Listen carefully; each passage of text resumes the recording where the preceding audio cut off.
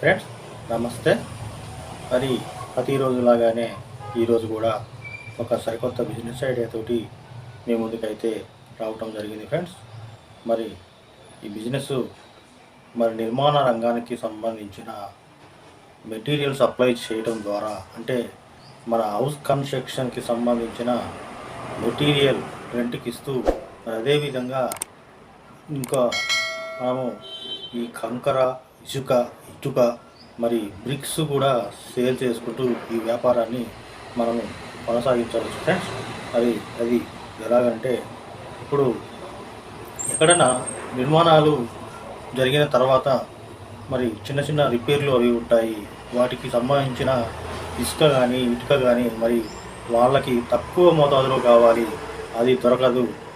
అలాంటివి మనము మన ఇంటి వద్ద ఇటుక ఒక లోడు, కంకర లోడు, బ్రిక్స్ ఒక లోడు, అదేవిధంగా ఇటుకలు కూడా ఒక లోడు పెట్టుకొని మనము వాటితో పాటు ఇంకా ఈ హౌస్ కన్స్ట్రక్షన్కి సంబంధించిన కొన్ని రకాలైనటువంటి వస్తువులు రెంట్కి ఇచ్చుకుంటూ మనము ఈ యొక్క వ్యాపారాన్ని ముందుకు నడిపించవచ్చు ఫ్రెండ్స్.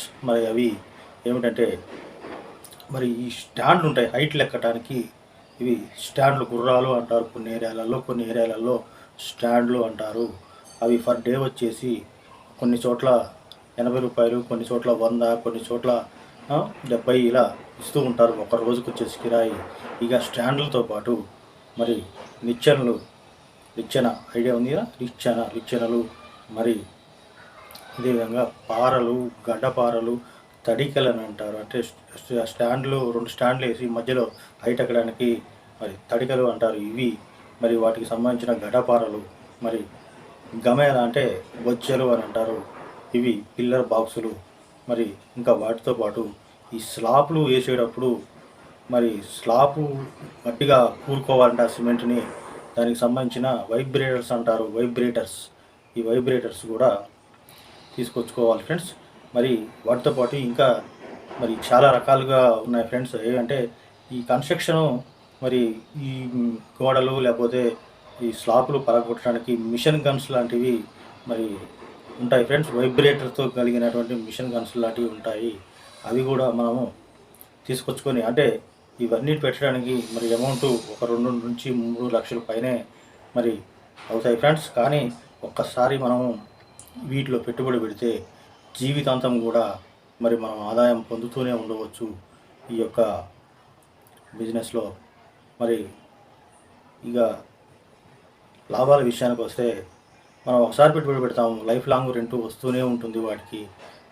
మనం చేయవలసిందల్లా ఒక పొడవు ఎక్కువగా, లోతు ఎక్కువగా ఉన్నటువంటి షట్టరు ఒకటి కిరాయికి తీసుకొని ఈ మెటీరియల్ మొత్తం అక్కడ పెట్టేసి, మనము టాపీ మేస్త్రులు కానీ, సిమెంట్ ఈ టాపీ మేస్త్రులు, పెయింటింగ్ మేస్త్రులు, రాడ్ బెండింగ్ మేస్త్రులు, ఇలా చాలా రకాలైనటువంటి వర్కర్స్ ఉంటారు, మేస్త్రులు ఉంటారు. వాళ్ళకి తెలియపరచాలి మన దగ్గర ఏమేమి ఐటమ్స్ ఉన్నాయి, రెంట్కి ఇస్తాము, మీరు తీసుకొస్తే ఎంత రెంట్కి అని చెప్పేసి మాట్లాడుకొని మనం ముందే చెప్పినట్టయితే వారు ఎక్కడ పనిచేసినా కానీ ఏ వస్తువు అవసరమైనా మన వద్దకే తీసుకొని వస్తారు ఫ్రెండ్స్.